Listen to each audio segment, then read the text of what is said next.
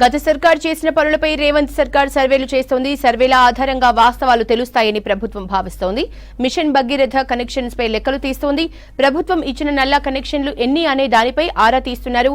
ఇంటింటికి అధికారులతో సర్వే చేయిస్తున్నారు. గొర్రెల పంపిణీ, మరుగుదొడ్లపై లెక్కలు తీస్తున్నారు.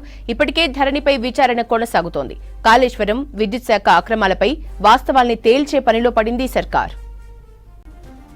గత సర్కార్ చేసిన పనులపై రేవంత్ సర్కార్ సర్వేలు చేస్తోంది. సర్వేల ఆధారంగా వాస్తవాలు తెలుస్తాయని ప్రభుత్వం భావిస్తోంది. మిషన్ భగీరథ కనెక్షన్స్ పై లెక్కలు తీస్తోంది. ప్రభుత్వం ఇచ్చిన నల్లా కనెక్షన్లు ఎన్ని అనే దానిపై ఆరా తీస్తున్నారు. ఇంటింటికి అధికారులతో సర్వే చేయిస్తున్నారు. గొర్రెల పంపిణీ, మరుగుదొడ్లపై లెక్కలు తీస్తున్నారు. ఇప్పటికే ధరణిపై విచారణ కొనసాగుతోంది. కాళేశ్వరం, విద్యుత్ శాఖ అక్రమాలపై వాస్తవాలను తేల్చే పనిలో పడింది సర్కార్. అన్ని డీటెయిల్స్ యాదగిరి అందిస్తారు. యాదగిరి, గత సర్కార్ చేసిన పనులపై రేవంత్ సర్కార్ సర్వేలు చేయిస్తున్నట్టు తెలుస్తోంది. ఎట్లా ఉన్నాయి డీటెయిల్స్?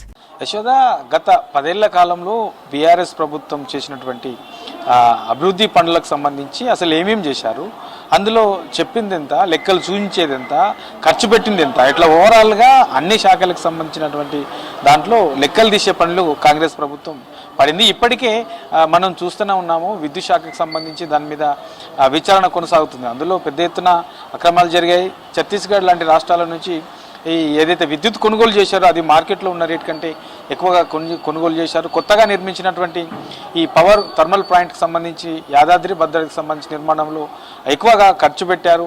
సో ఇట్లా ఇది విద్యుత్కు సంబంధించి. ఆ తర్వాత కాళేశ్వరానికి మనం చూస్తూనే ఉన్నాం. దానికి సంబంధించి మేడిగడ్డ, అన్నారం, సుందిల ఈ 3 బ్యారేజీలకు సంబంధించి విచారణ మరోపక్క కొనసాగుతూ ఉన్నది. ఇక ఇవి కాకుండా వీటితో పాటు ఏ శాఖ చూసినా అందులో అన్ని అక్రమాలే ఉన్నాయనేది ఇప్పుడున్నటువంటి కాంగ్రెస్ ప్రభుత్వం ఆరోపణలు చేస్తుంది. అందులో భాగంగానే ఏదైతే ఈ గొర్రెల పంపిణీ ఉందో, గొర్రెల పంపిణీకి సంబంధించినట్లా కూడా పెద్ద ఎత్తున అక్రమాలు జరిగాయని చెప్పేసి ఇప్పటికే కొంతమంది అధికారులను, ఆ శాఖకు సంబంధించినటువంటి కొంతమంది అధికారులను విచారణ చేస్తూ ఉన్నారు.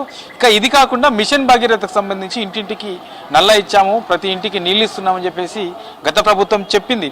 అయితే ఈ మిషన్ భగీరథ కింద ఇంటింటికి నల్లాలు ఇచ్చారా లేదా, ఇస్తే ఎన్ని ఇండ్లకు ఇచ్చారు, ఎన్ని నల్ల కనెక్షన్స్ ప్రభుత్వ ఆధ్వర్యంలో ఇచ్చారో, ఆ ఇచ్చినటువంటి నల్ల కనెక్షన్లకు సంబంధించి నీళ్లు వస్తున్నాయా వస్తలేవా, వస్తే ఎన్ని ఇంట్లకు వస్తున్నాయి, రాకపోతే ఎన్ని రావట్లేదు, ఇట్లా పూర్తి స్థాయిలో వీటిని లెక్కలు తీసే పనిలో పడింది. ఇక దీంతో పాటు వ్యక్తిగత మరుగుదొడ్లకు సంబంధించి కూడా ఎన్ని నిర్మించారు, రాష్ట్ర వ్యాప్తంగా నిర్మించిన ఎన్ని, అసలు రాష్ట్ర వ్యాప్తంగా ఎన్ని నిర్మించాల్సి ఉండే, ఇప్పటి వరకు నిర్మించలేనివి ఎన్ని, గత ప్రభుత్వం చెప్పిన లెక్కలేంటి, చూపించిన లెక్కలేంటి, వాస్తవానికి ఉన్నటువంటి ఆ గ్రౌండ్ లెవెల్లో ఉన్నటువంటి లెక్కలేంటి, ఇట్లా ఓవరాల్గా అన్ని శాఖలకు సంబంధించిన దాని మీద ప్రభుత్వం లెక్కలు తీసే పనిలో పడింది. వాటన్నిటిని కూడా ఆరా తీసిన తర్వాత అసలు ఎందులో ఏ దాంట్లో ఎక్కువ అక్రమాలు జరిగాయి, గత ప్రభుత్వం చూపించిన లెక్కలు ఎట్లా ఉన్నాయి, తర్వాత వాస్తవంగా గ్రౌండ్ లెవెల్లో ఉన్న పరిస్థితి ఏంటి, ఇట్లా ఓవరాల్గా అన్ని శాఖలకు సంబంధించిన దాని మీద ఇప్పుడున్నటువంటి కాంగ్రెస్ ప్రభుత్వం లెక్కలు తీసే పనిలో పడింది. ఇక ఇప్పటికే ఇందాక చెప్పుకున్నట్లు ఈ గొర్రెలకు సంబంధించిన పంపిణీ దాంట్లో అక్రమాలు జరిగాయి. దానికి సంబంధించి అధికారుల విచారణ ఒక పక్క కొనసాగుతుండగానే మరోపక్క దానికి సంబంధించి ఆ మందులు, తర్వాత నివారణకు సంబంధించినటువంటి టీకాలు, ఇట్లా వీటికి సంబంధించిన దాంట్లో కూడా పెద్ద ఎత్తున అక్రమాలు జరిగాయి. దాంట్లో ఏదైతే ఖర్చులు పెట్టారో ఆ ఖర్చులకు సంబంధించి కూడా పెద్ద మొత్తంలో చూపించారు అనేది ఇప్పుడున్నటువంటి కాంగ్రెస్ ప్రభుత్వం అభిప్రాయపడుతుంది.